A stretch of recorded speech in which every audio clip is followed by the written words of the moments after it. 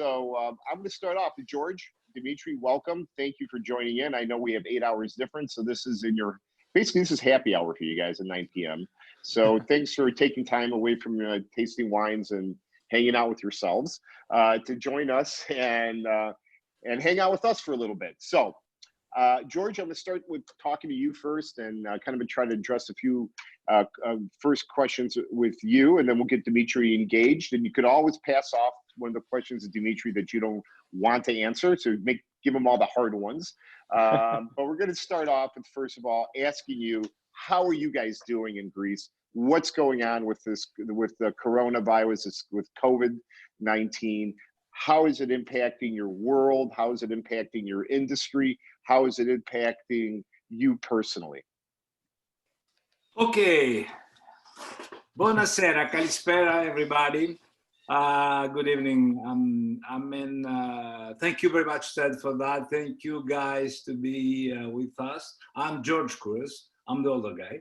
And to relax a little bit, I got my wine next to me. So these days is tough days for everybody.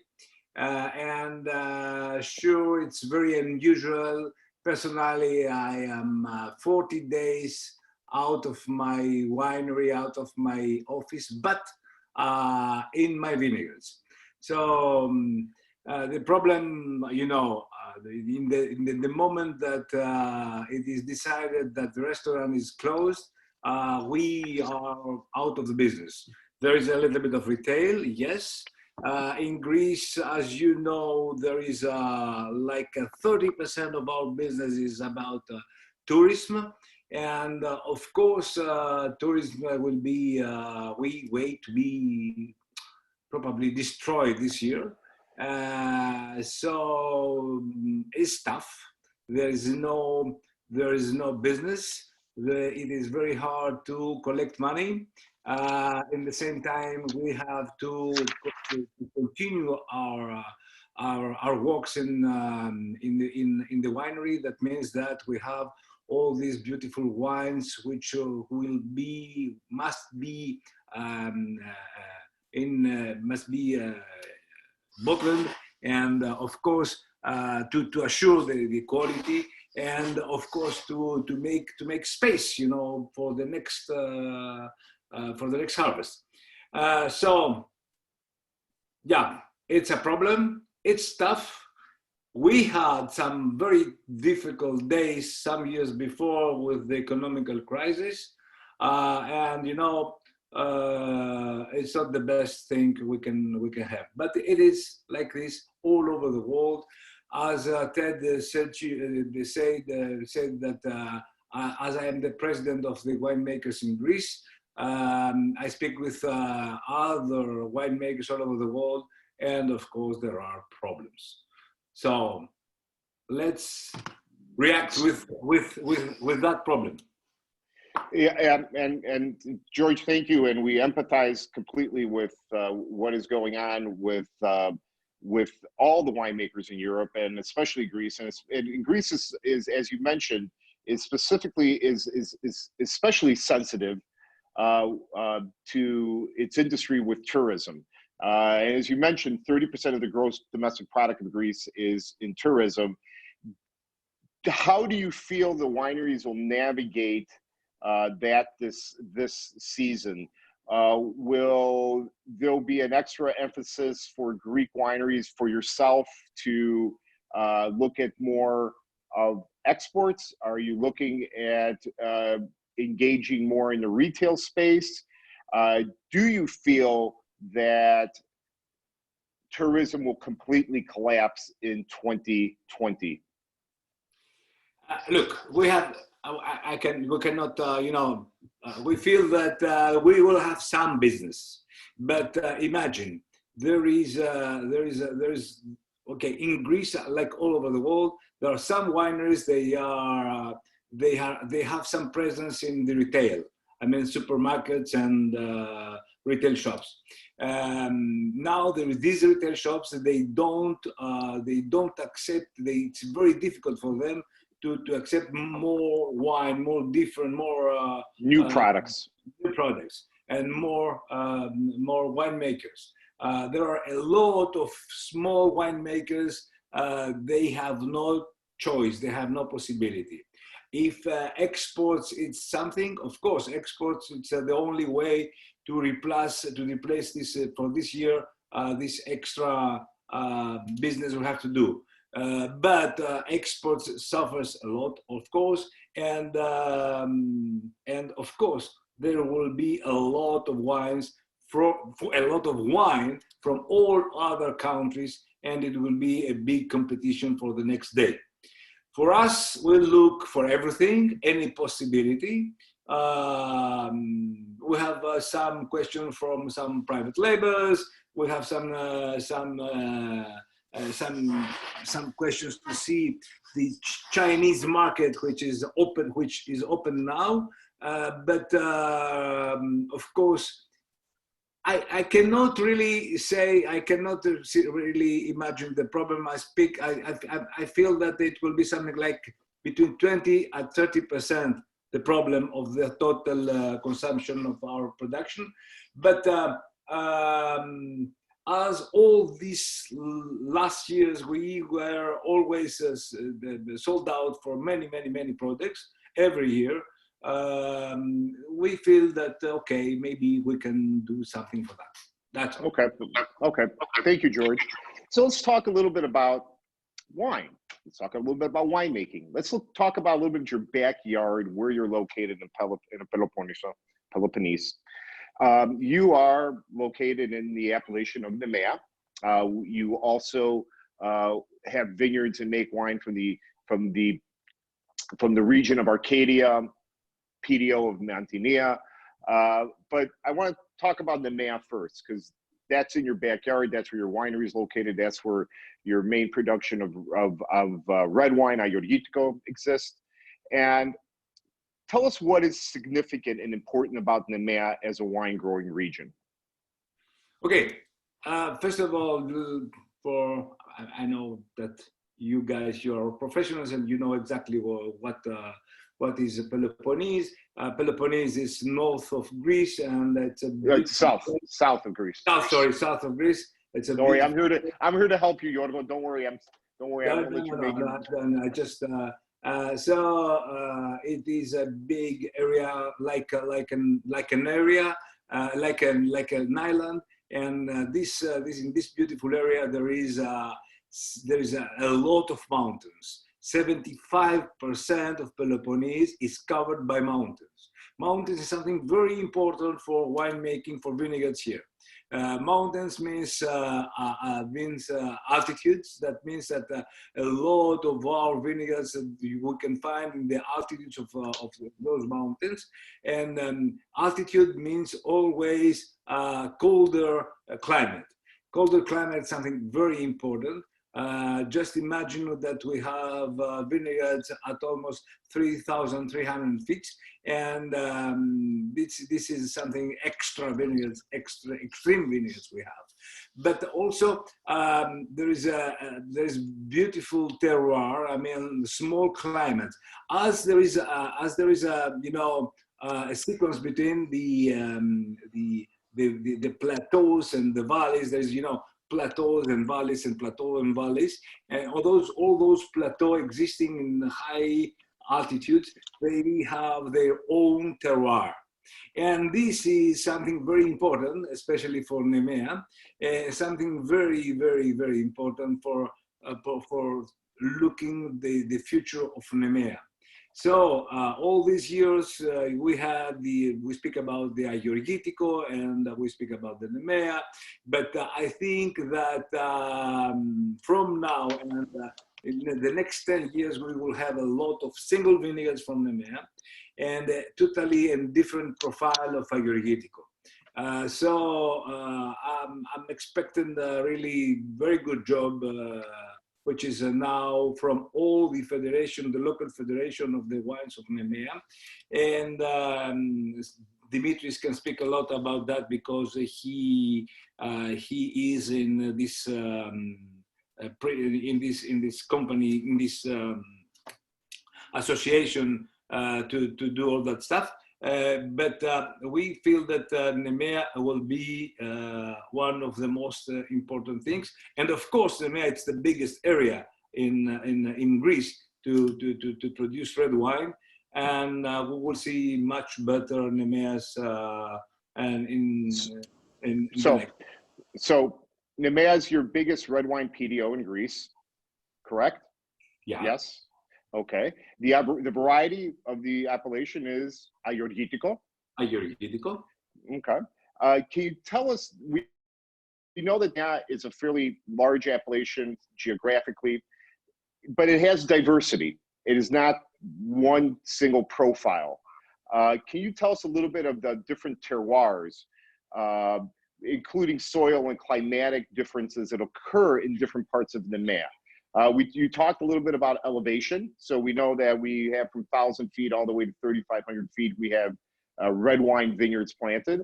But can you tell us a little bit more about the differentiation in soil profiles and differentiates in climate within the Nemea? Why is it so diverse? Why in the past you've described the Nemea or Ayurvedico as being polydynamic, meaning that you can make all different kinds of wines from a single variety because of the diversity within the ecosystem of Nemea.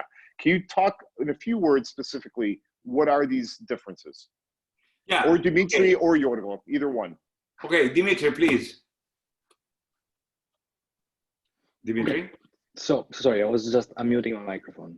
While talking about Nemea, as you said, is the biggest wine production area, appellation in Greece, and Right. that is also upper wine, yes, and that's also an advantage and a disadvantage. Being so big means that we have a lot of things to cover. We start about 900 feet and go as high as 3,000 and more feet, and that means we have a difference in altitude, but also a big difference in soils. Usually in Nemea we have the valleys where you get the Ayurvedico that make you can have more production if you want, and the soils there are more heavy and have more are able to produce more.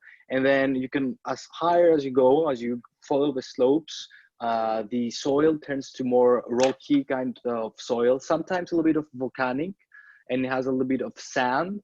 And what that does is that we have more quality over quantity in those areas. So we have slopes that help a lot, that are very exposed to winds compared to the valleys, and less affected by sometimes spring frost, which affects more the valleys. At the same time, on the slopes with the rocky sand or volcanic soils, you get more, I like to say, more special, bit different characteristics of the Ayurvedico. So the sand helps to have a nice balanced acidity. The rocky helps to keep the temperature, have a very nice maturity. It all depends on where are those vines and how you choose to use them to make your wine. And that's the thing in Nemea that sometimes you can get lost, because some producers go for the valleys and have more generic or soft Ayurvedico, and then some other producers such as we go to the Gymno slopes, where we have more concentrated Ayurvedico with more tannins and more a bit complex, I would say. So people don't realize what Gymno is. There are how many villages in the appellation of Nemea? 17. 17 villages, and each village has a special characteristic to it in terms of its soil profile. You mentioned sand, you mentioned volcanic. We know there's some limestone in Kutsi, there is clay. I know there's been talk for many, many years, and I think we're getting a little bit closer. I think your father and you have been at the tip of the spear of pushing this approach. That do you believe that eventually Nemea will have a village crew system, and should it have a village crew system? Either one, Yorgo or Dimitri. Okay, I think yes. I think that will be something more understandable to have another system. Probably like a Beaujolais system, you know, the village and things like that. And yes, yeah, it is. So it is very difficult to have an idea what Nemea is if you have guys 30, 45 bottles of Nemea in front of you. Maybe you have like 10 different styles, and that because all these vineyards comes from different terroirs. So we have clay, we have rocky soils, we have red soils, we have like 5 different soils, and 5 different soils, different altimetries, different elevations, and of course, you know, all these different mesoclimates existing there. It is difficult, but if we have this new kind of appellation, so maybe why not? If 17 villages, 17 appellations, then we can it will be easier to understand what do you want to have like Nemea wine. Okay, Understand? great. Yeah, right. It's about typicity, and it's hard to put your finger on it. As in all great red wine or even white wine appellations, more so red wine appellations, the diversity of the ecosystem always brings different profiles of the wines, and we need to have clarification or understand. Yeah, if I have something to say just for ending this conversation about Nemea, it is like, as you noted, the last 10 years we work on our single vineyards from 5 different villages, and we are very close to offer these beautiful new single vineyards in some time in the future. Yeah, that's super exciting. That is something that we haven't. That's the first time everybody's hearing that in the United States, that we do have single vineyard representations at Yorgitico coming soon.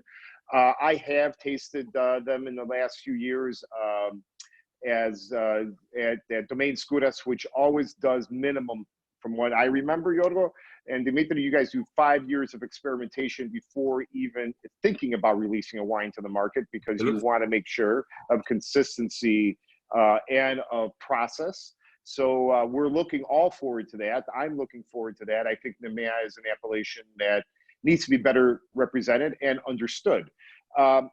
Let's talk a little bit about Nemea. Let's stay on Nemea for a second. Typically in Nemea, when do we see bud break? When do you harvest? What is the gestation period like? When are your difficult moments typically during that gestation period? When does that occur with Yorgitico in Nemea? Dimitri, please. All the hard ones. Here you go. Dimitri. No. It's more in the vineyard. I know. Okay. He's the farmhand. All right. Just one question. What's the gestation period? I just don't know the word. No, during the gestation period, during the from bud break to harvest. What are the difficulties during the harvest? Is July typically more difficult? When do you bud break? When do you typically harvest? What are your yields? What do you think is the appropriate yield for your vineyards, from your Yorgitica, from Yorgitico to Magallanes or Grand Cuvée? Okay, gotcha.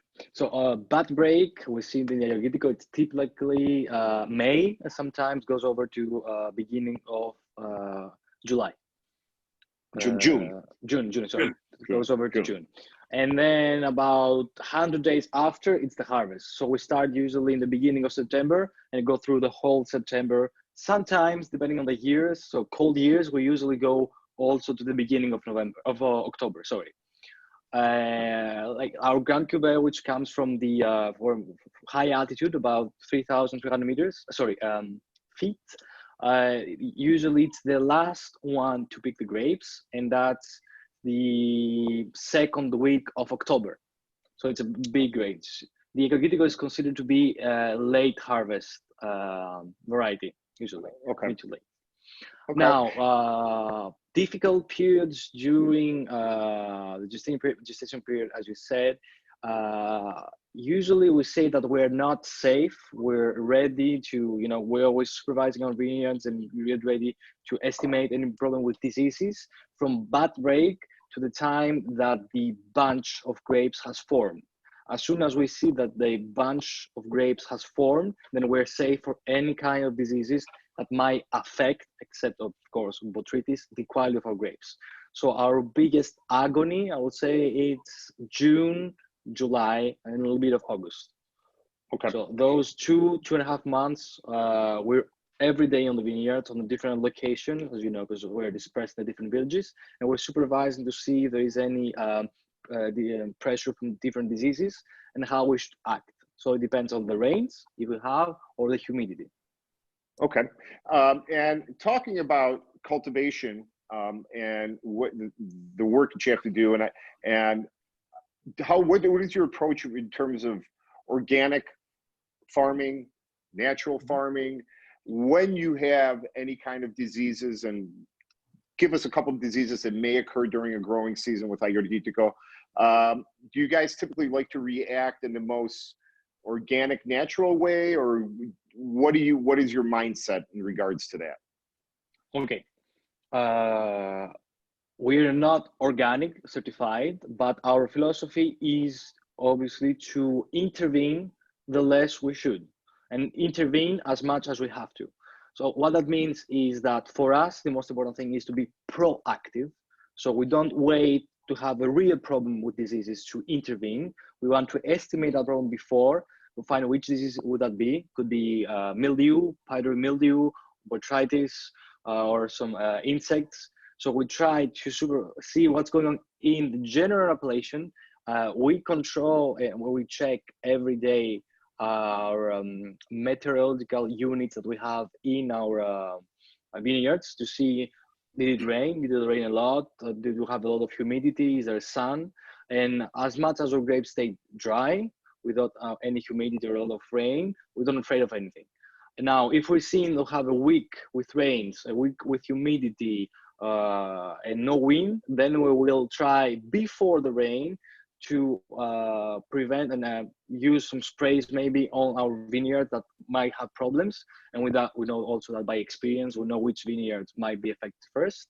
And so we won't need to treat again and again and again and again if something happens. So we try to be before this disease, beat it. Oh, so you want to do minimal intervention when you need to. And you mentioned spraying. What are you spraying? If it is it a natural Mostly compound? Copper with sulfites, which is also authorized for organic. But in case a vineyard of ours might be affected by something, then we will use specific substances made to kill that specific disease. Issue. Okay. Yeah, but we don't use like general things to try just to spray. We need specific things to battle, you know, like specific, how you try a specific pharmaceuticals you want for a specific disease. That's our aim. Okay, great. So for the most part, you guys are trying to cultivate as naturally as possible and using natural substances in your vineyard, copper sulfite being one, which is also within the realm of organic cultivation, correct? Yeah, I don't really like the word natural because what's unnatural? I know it's a regressive copper term. sulfate. Exactly, but we try to be as how to say soft, as less intervening as we can, to keep also a safety for our fruit. So we don't want to take any risks, but we don't want to do we want to over spray or overdo something. And huge things would help us a lot for difficult years is that we plant roses in front of our vineyards. Roses, not a lot of people know that, are infected also by mildew. And they're so sensitive to mildew that will get infected before the vine. So if you see mildew on the roses, you know that the vines will be next. And that's a preventive cause for us to know what's going on. Great. Thank you for that. That's a great insight. Thank you, Dimitri, because a lot of people don't realize why people do the things when they go to a vineyard. They think it's just aesthetics, pretty. All right, next question, because we got to move on here a little bit. We have a couple questions regarding this that are coming in, but it's also on our list to ask you. What about the last two vintages of Domaine, 2018, 2019? How are those vintages? How are in the last 5 years, what are you seeing in terms of vintage change? Has global warming climate change affected the MEA in a positive way or a negative way? Okay, may I? Yes. Okay. First of all, to everybody in Greece, if you ask the winemakers, 2019 it was perfect, fantastic, really, really, really excellent vintage, and that's another problem, you know, because we have excellent white wines to be in the consumption this year, and all these wine is in the winery. Yes, it was an excellent year. But how about in the MEA, specifically in the MEA and Ayurvedico? In the MEA too. I mean, okay, the last 5 years, I mean, from 15, 16, 17, fantastic, really excellent. The weather, it was fantastic for having the most beautiful vintages I can remember. 18, it was a little bit higher in yields, really okay. It was not a big problem. We didn't like it. We didn't like a lot, but we tried to have a lot of green harvesting, and we resolved this problem. But the 2019 was fantastic. Then 2020, well, I don't know. We do everything we have to do. we do everything we have to do. We had a beautiful weather all this winter and everything. Some good stuff, some good rainfall. But we just started the cultivation. So we just looking. Okay, great. Because we're obviously this is fantastic. We're going to skip ahead in a couple of other questions just to get it moving and get to some of the people on the call, get some of their questions as well. Let's talk about Moscofilato. You are one of the pioneers of advancing Moscofilato in Greece. When I first met you 30 years ago, 28 years ago, Moscofilato was not even known as a variety. It was just consumed as a white wine, a summer wine. It was considered not that special. But you and a couple other winemakers and our good friend Dimitris is included in that group, have really advanced the cause of Moscofilato. You have recently, in the recent years, have gotten much acclaim worldwide for your initial bottling and your flagship bottling of 100% Moscofilato. But in the last few years, you've come out with another version of a wild yeast, single vineyard, single clone, for you the first, as far as I know, to specifically do a single clone Moscofilato. Explain to us the difference between Salto, the single clone Moscofilato bottling that you do, and your regular Moscofilato bottling. And tell us a little bit in the same answer, a little bit about the growing conditions in Arcadia. Why is Arcadia and Mantinia a special place to grow grapes? Okay, thank you, Ted. It's my love, Moscofilato. So I am very proud to have this beautiful variety in Greece, and especially in my region, in the central of Peloponnese, in an isolated place. It's a plateau at about 2,200 feet in elevation, and on this plateau there is only the Moscofilato. The thing is, like, we are in Peloponnese. We are south. It's hot, but there, because of the elevation, it is like to be in Alsace. Just put in your mind that the harvest comes on October. Sometimes we finish the harvest the third week of October. And of course, this cold weather existing up there, it is very nice to have high acidities, and of course to have these beautiful aromas coming from the Moscofilato. Moscofilato is very famous for having aroma of flowers, and especially the roses, the jasmine, the violet. Really, it's something extraordinary. And at the same time, there is a lot of citrusy and a lot of this kind of aromas. And of course, the wine, it's very famous about the acidity. In the Moscofilero vineyards, you can see many different colors on the grapes. So there is some grapes. These grapes, they are kind of different clones. So we have like the Asprofilero, which is the white Moscofilero. So the grape, it is like white. Huh? We have the Cochinofilero, which is the red Moscofilero, the Xanthofilero, which is the blonde one, and there is one which is the Mavrofilero. Everybody knows, years and years, we do these grapes from 1989, that the Mavrofilero gives the best Moscofilero, it's the best grape. So some... Best clone. Yeah, best clone, yeah.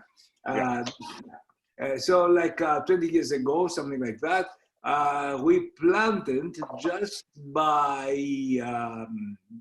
it's not our vineyard, it's not something we did like scientifically, but just we took from other vineyards the Mavrofilero, and we planted the Mavrofilero in one vineyard, in a single vineyard, and we have like 95% of Mavrofilero in this vinegar, and so we have it is the only one existing vineyard of Mavrofilero in the world. Okay, and we made the Salto.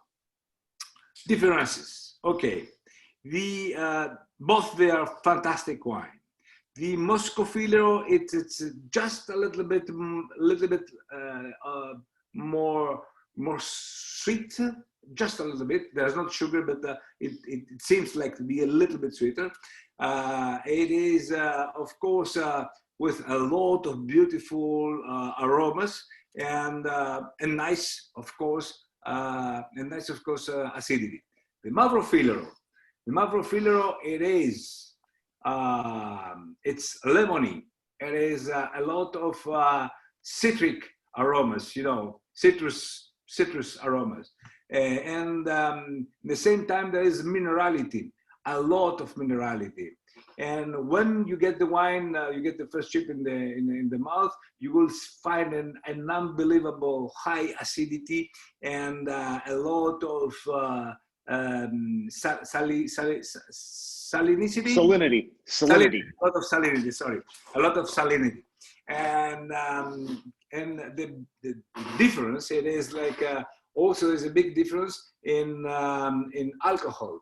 No, it's not a big difference, but normally our Moscofilero, it's around of 12 to 12 and a half, and the Mavrofilero, it is just 11 or 11 and a half. Okay. And may I ask you, may I ask you a question? Why does that occur between the clones?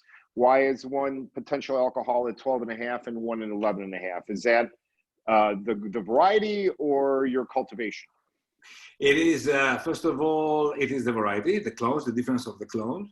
And cultivation is the same, absolutely the same. It's not something different in the cultivation.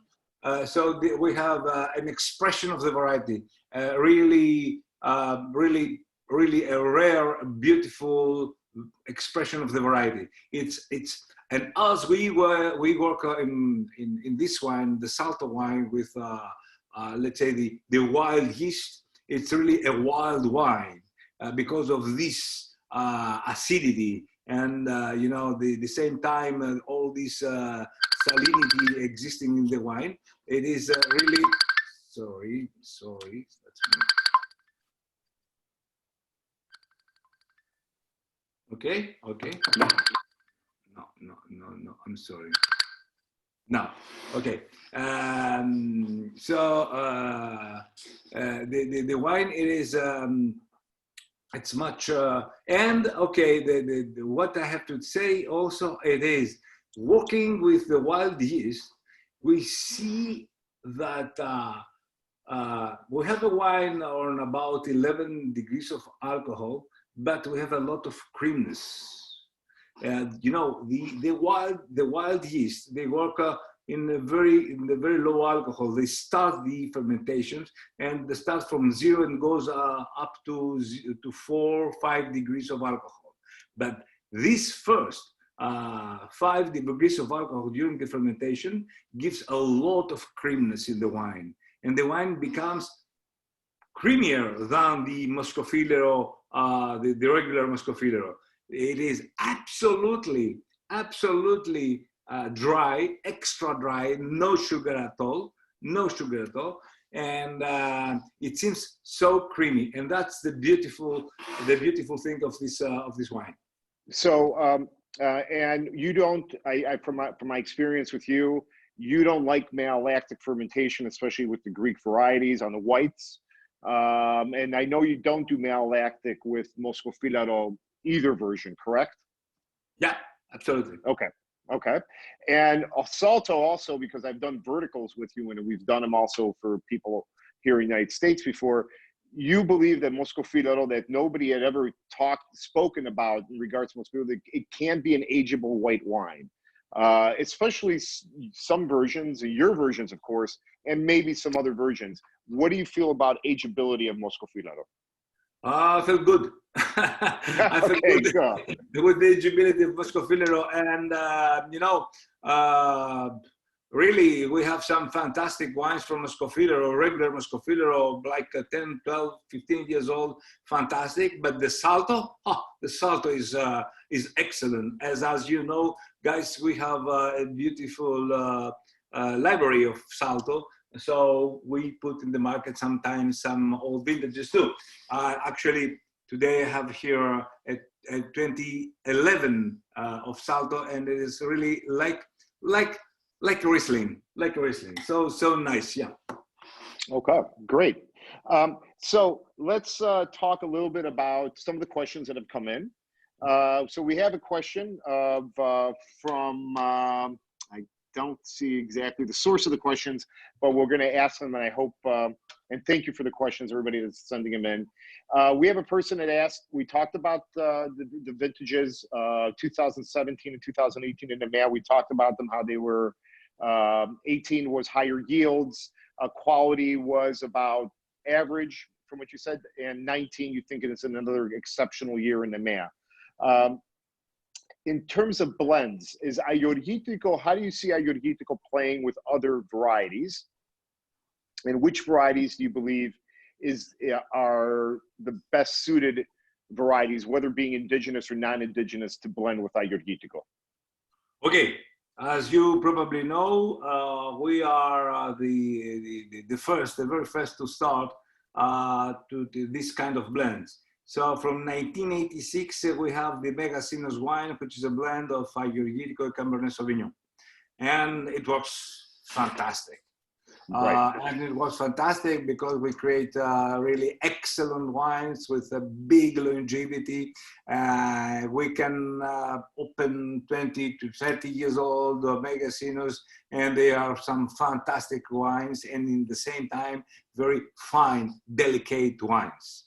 Of course, in the area there is some other blends. We actually do another blend which is really famous and really good wine, the Cinero, which is Ayurgetico, Cabernet Franc, and Merlot.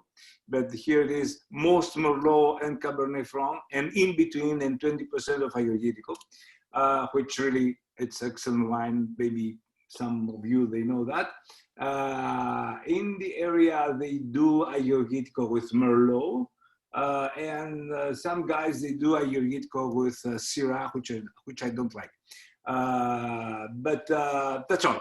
Okay. I mean, Ayurgetico, it's, I have no other idea. I have no other experimentation. Maybe something new comes from us also. We work on that, which is Ayurgetico with Mavrostifo, which is a new old variety, and maybe a good idea it will be an Ayurgetico with Mavrodaphne. Okay, good. Okay, both of the other varieties that George mentioned are also varieties that exist in Peloponnese and are ancient varieties from regions right around the map. Another question that we have is, well, talking about blends and talking about Megainos, we had a question about Labyrinth. And Labyrinth, for everybody who doesn't know this, Labyrinth is a pioneering wine. It's a Solera wine that George Skouras created from his most important cuvee, Megainos, which is 80% Agorgitico old vine and 20% Cabernet. Tell us a little bit about Labyrinth. Tell in as few words as possible. What excited you? What made you create Labyrinth? I believe it's only one of the only 3 red wine Soleras on the planet. I'm not sure, but tell us a little bit about it. Dry red wine, yes. Dry red wine Soleras. Dry red wine. So okay, it's a Solera. It's a library. It's as you say. It is something we play with that with the mathematics. We start. We are the creator. We do everything we want to do. So we started to 1999 in a beautiful barrel, food of 1,000 liter, and for 10 years, the first 10 years, we take out from the barrel every year the 20%, and we put the next year. I mean, this 20% we take out, we replace with the quantity of the next vintage. It's clear, right? Yeah. So, and when you're talking about a barrel, you're talking about a Foudre, which is 1,000 liter barrel that are typically seasoned. So, 1999. I'm sorry, Ted. 1999, we filled this barrel with 1,000 liters of 1999. 2000, we took out the 20% and we put 20%, this 20% of 2000, okay? And then next year, I mean, it is 40%, 40%. The amount we take out is 40%, it's not 20. Sorry. So, 40%. 2001, we took out this 40%, which this 40%, it is 1999 and 2000, and we put the 2001. And we never stop. That's for the first 10 years. And then we cut this Solera into new Soleras, 2 new foods, and we go to the second decade, So for the very first 10 years, we had a production of 500 bottles of that, and now we are to 1,000. Okay, and about that. What is about that? So the beautiful thing it's like to create a book with a lot of pages, and it's a wine with a lot of history. It's a wine with a lot of moments, a lot of vintages, and it's an unbelievable wine because if you take a glass of that wine and you just spend a little bit of time, you can recognize the different vintages. The wine, it is transformed, and every moment change. And it's a wine really very, very delicate, very nice, very, like the Megasinus, if you know what it is, the Megasinus. And it's a very interesting wine. Yeah. Great. And thank you for explaining that, because a lot of people don't have access to Solera dry red wines. A lot of people aren't familiar with those. Vega Sicilia does a 3-year Solera. ZD Abacus is another famous California Solera, red wine dry Solera. And of course, there are the Soleras of Sherry, which are completely different. So thank you for that, because that's something that's very much of an outlier in our wine world. And it's also great that you've accomplished this over the last, my God, what do we have, 18 years of Labyrinth? 18? Now we are in 99 to 16. Okay. So next year will be 17, yeah. Great. Now, a couple of personal questions for you. And so we get to know you, because behind every great wine, there's a great winemaker and a great family and great people. And our industry is about people more than anything. And at least in my opinion, it's everybody can have a great vineyard, but it's the person that tends those vineyards and makes that wine that makes it special and apart from everything else. So we have a question. what do you like to drink apart from your own wines? What is your favorite wines to consume when you have time? Dimitri and Yorgo, I'd love to hear your answers on what are your favorite wines outside of Greece or inside of Greece. It doesn't matter. But what do you like to guys think to drink? And what do you think the future what do you see as the future for Domaine Skouras? And how do you see the Greek wine industry evolving? Favorite wines, George. Okay. Okay. I like everything. I like a lot of. Okay, what I like it is okay. Let's say Jura. I love Jura. That's one thing. Rieslings and German wines. I love the German wines. Also Austrian and all this style. Of course, Burgundies. Of course, Burgundies. I'm not so much interested about Bordeaux.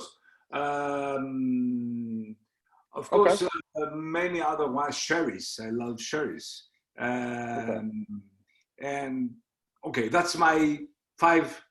That's your five. Dimitri, give me three because we're running out of time. Really?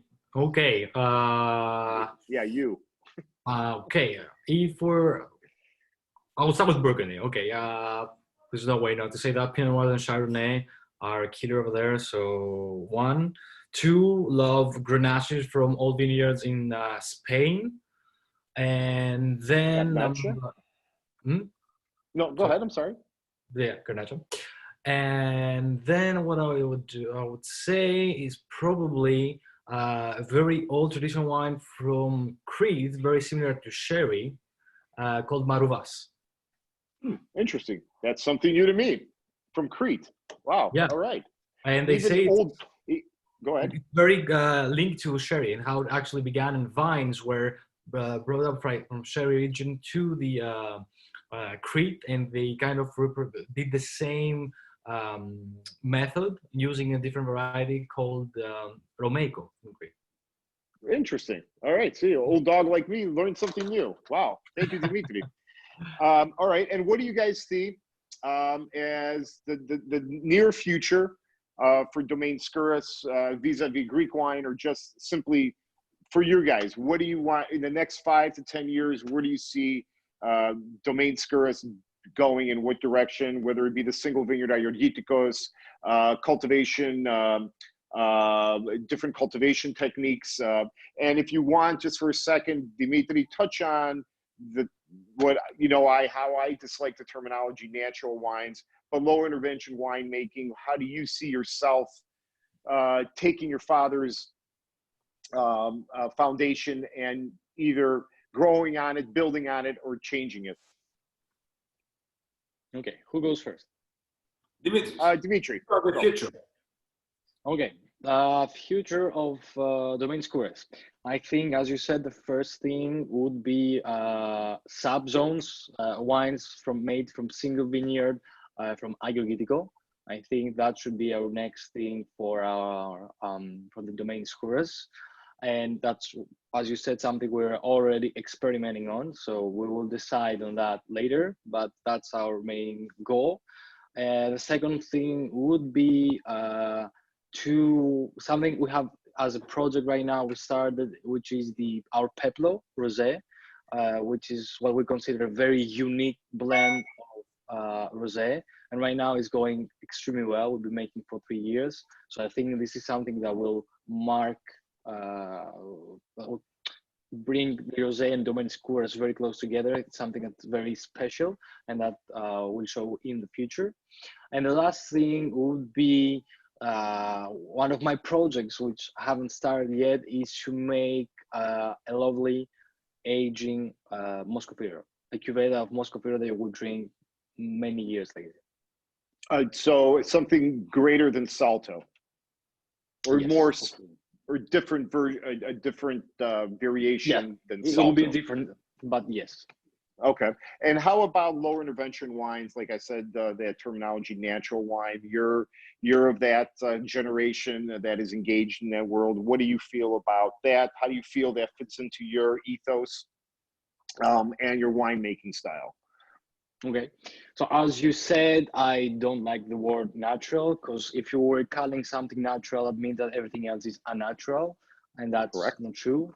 And also the process of making wine by itself is unnatural. Wine doesn't just happen. You need human intervention to make wine. You need fats, you need to cultivate the vineyards, etc., etc.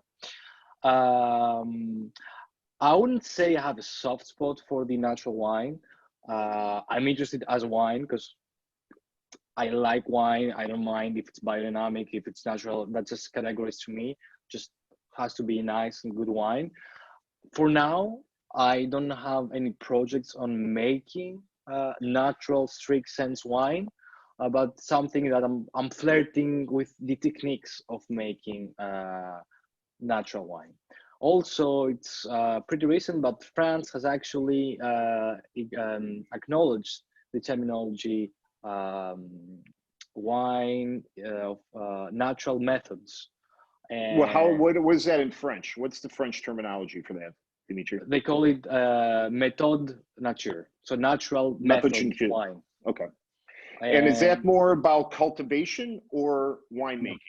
So it's pretty much 3-4 things. It has to be organic vines or biodynamic. No harsh methods are allowed. So that means that you're not allowed to filter or do specific process. You might do some collage, but depends on what they're allowing or not. You're not allowed to use yeast or any entrants, etc. And you cannot surpass 30 milligrams of sulfur. 30 or 300? 30. 30 milligrams of free sulfur? No, total, combined. Total sulfur. Free and combined, sorry, total, yeah. Okay. All right, great. That's new. That just happened. Thank you for that. That's information. Yeah, it's been a month. That's all. Yeah. It's been a month. Brand new information, people. Fantastic. Listen, we have actually 7 seconds left. And so I want to wrap it up. I want to thank, first of all, George and Dimitri for taking time to talk to us. Thank you. Information was fantastic. I wish we had another hour. We can probably do this forever. You guys are a wealth of knowledge. You're near to dear to my heart. You are family to me. And and just for everybody out there, George and I started together. When he started his winery, I started my importing company, and basically it was just me and George.